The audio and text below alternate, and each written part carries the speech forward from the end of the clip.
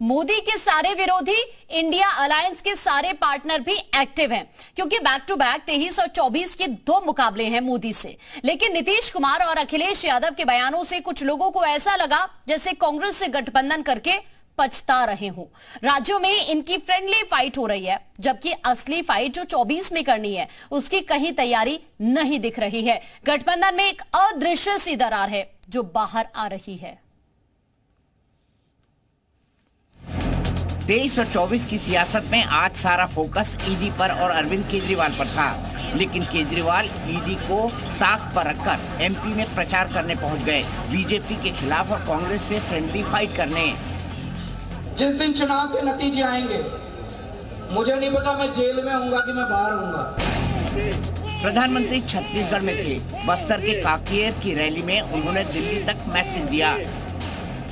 जरा पूरी ताकत से पता चले, दिल्ली वालों को भी पता चले ये काम मुझे करना चाहिए कि नहीं करना चाहिए, चोर लुटेरों को ठीक करना चाहिए कि नहीं करना चाहिए, भ्रष्टाचार के खिलाफ लड़ना चाहिए कि नहीं लड़ना चाहिए, लुटेरों का हिसाब चुकता करना चाहिए कि नहीं करना चाहिए, ये गरीब का पैसा वापस आना चाहिए कि नहीं आना चाहिए। मोदी ने लगे हाथ भ्रष्टाचार के खिलाफ क्रेडिट भी ले लिया। ये मोदी की गारंटी है, लूटने वाला एक भी बचने वाला नहीं है। भ्रष्टाचार से लड़ने का एक काम आपने मुझे दिया है, आपने मुझे इसी काम के लिए बिठाया है, मौज मजा करने के लिए नहीं बिठाया है।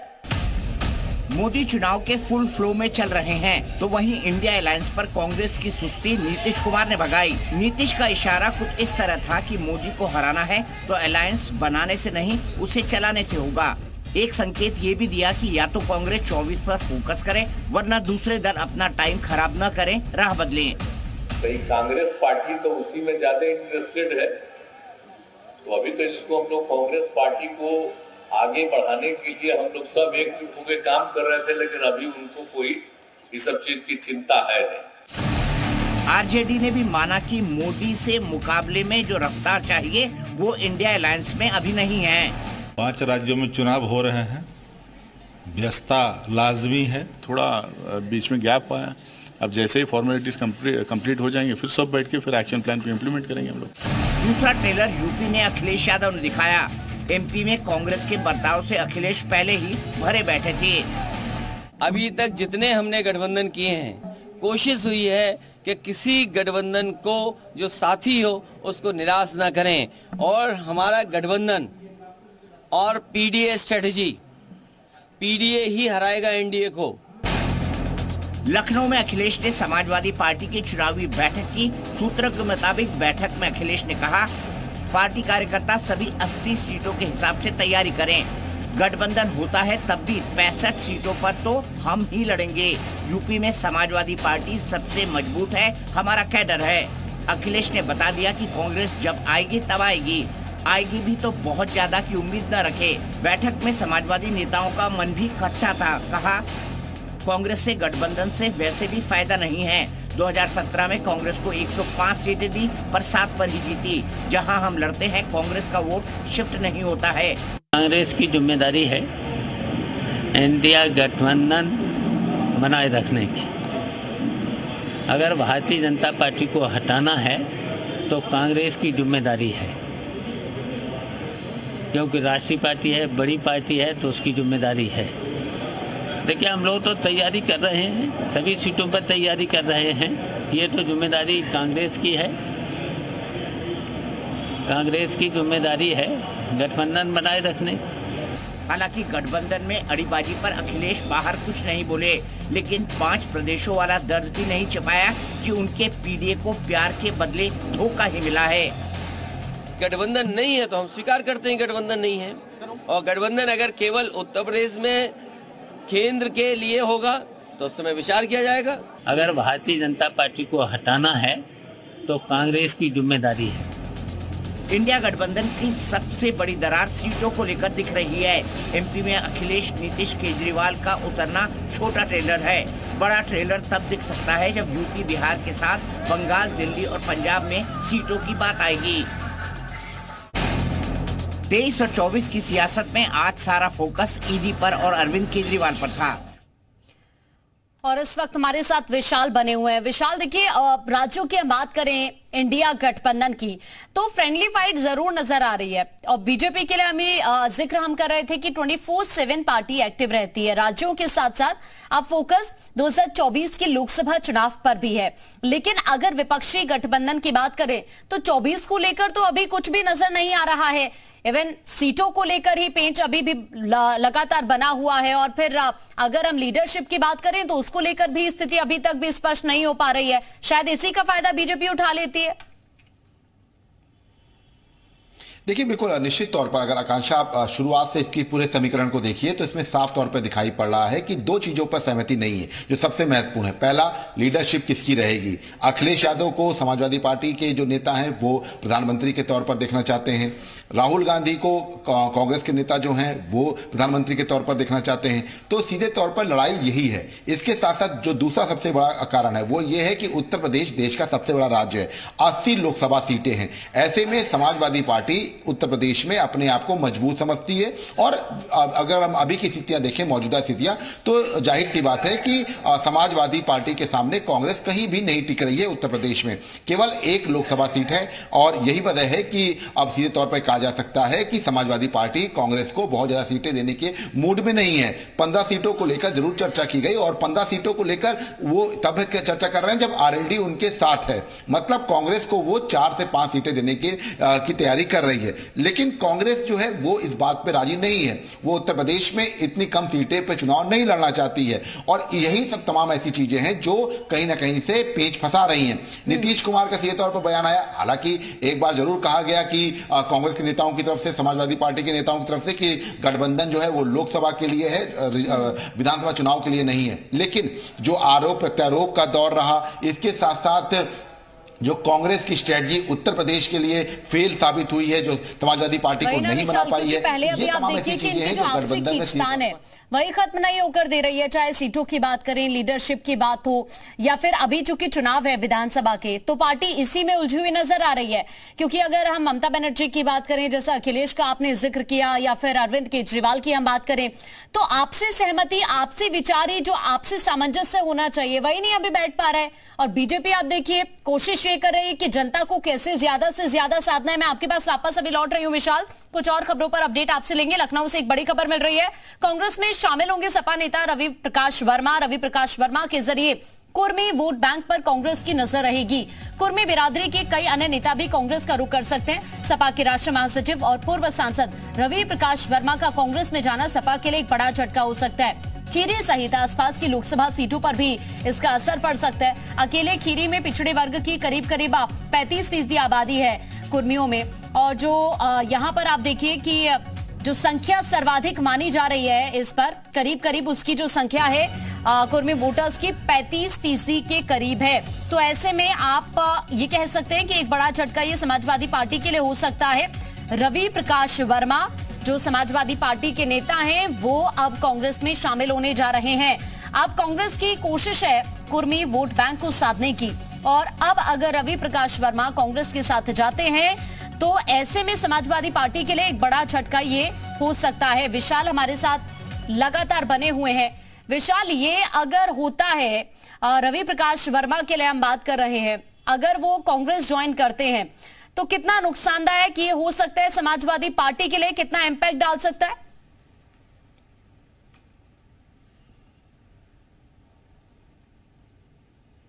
विशाल, आवाज मिल रही है आपको?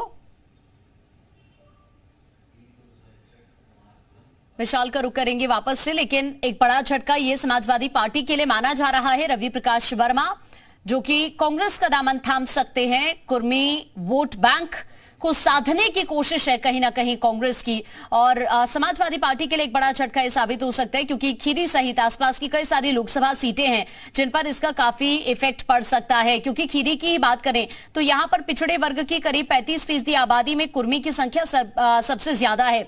यानी जो यहां पर 35% की आबादी है, इनमें सबसे ज्यादा कुर्मी वोटर्स हैं, और ऐसे में जो खीरी है उसके आसपास की लोकसभा सीटों पर है, तो यहां एक बड़ा इंपैक्ट इसकी वजह से पड़ सकता है।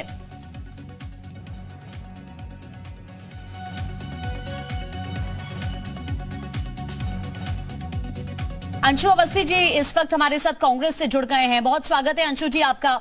आप देखिए, कल एक बड़ी मीटिंग बीजेपी की हुई है। बीजेपी ने अब क्या है ना कि रणनीति बनाना 2024 को लेकर भी शुरू कर दिया है।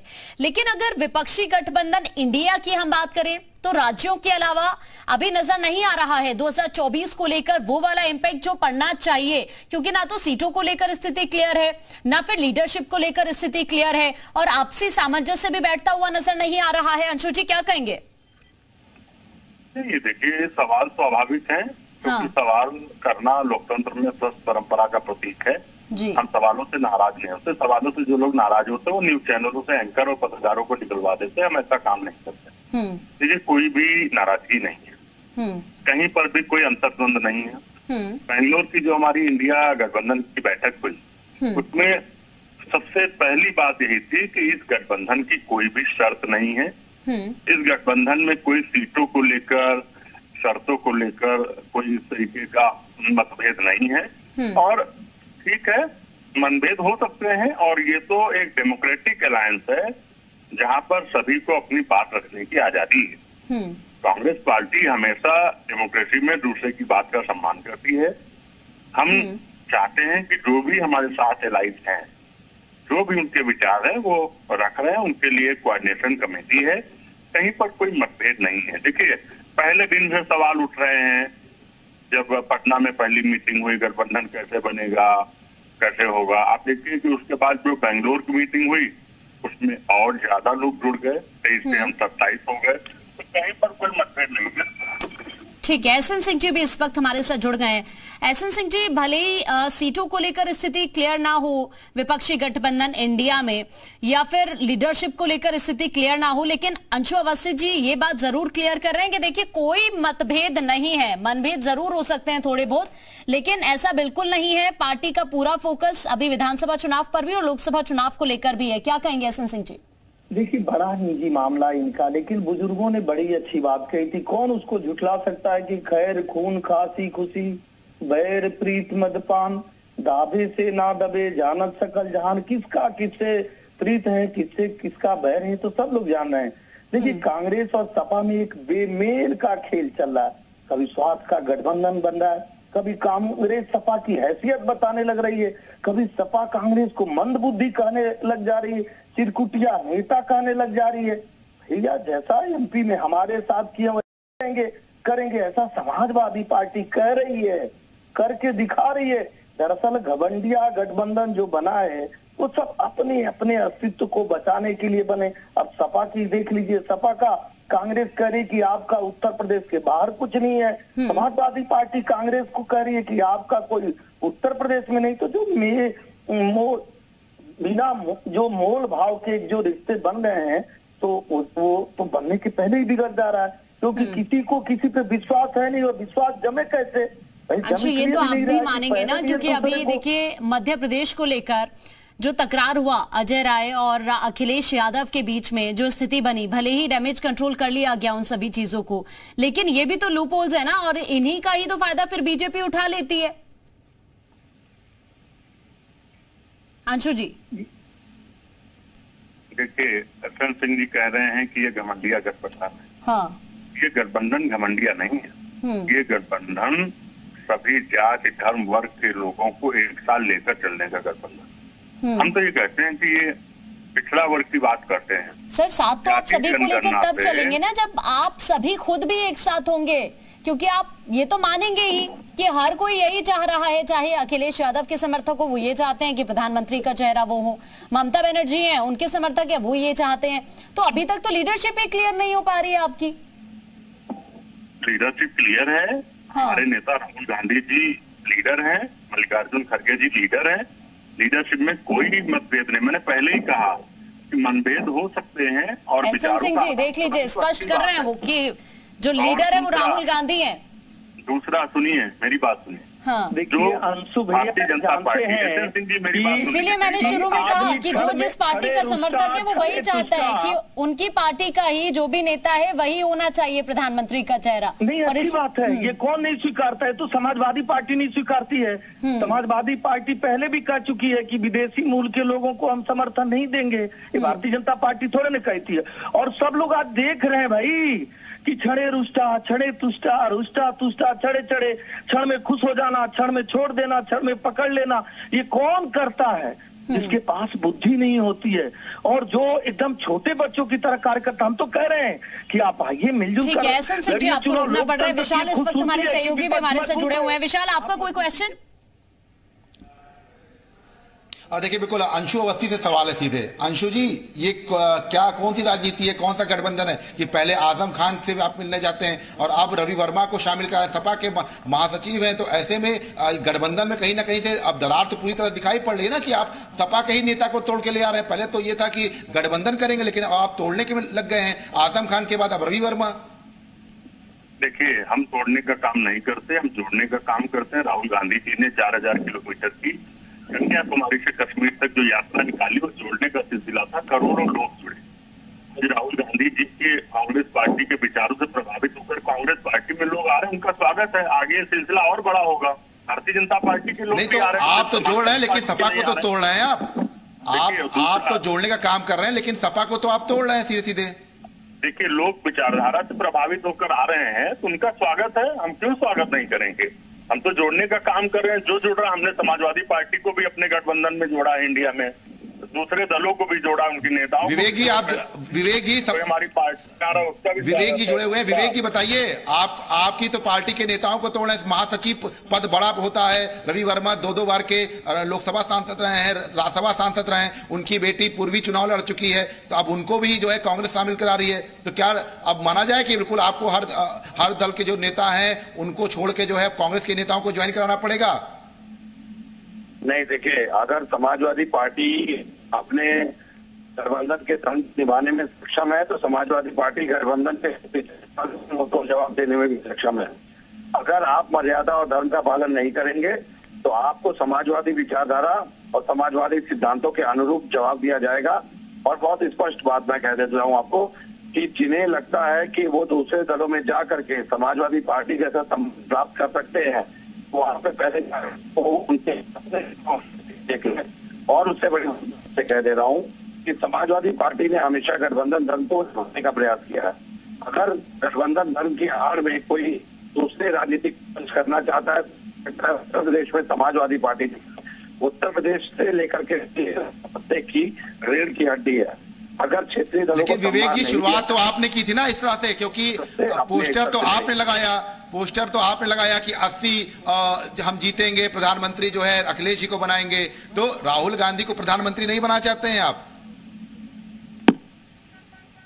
विवेक जी ने फोन काट दिया है विशाल, और यही तो लड़ाई है। अब आप चाहे कांग्रेस के प्रवक्ता से बात कर लीजिए या फिर समाजवादी पार्टी के प्रवक्ता से बात कर लीजिए, हर कोई अपना अपना राग अलाप रहा है और अपनी अपनी नाराजगी है, लेकिन फायदा भी दोनों ही दल एक दूसरे से उठाना चाहते हैं। बहुत शुक्रिया आप सभी का हमारे साथ जुड़ने के लिए। एक छोटे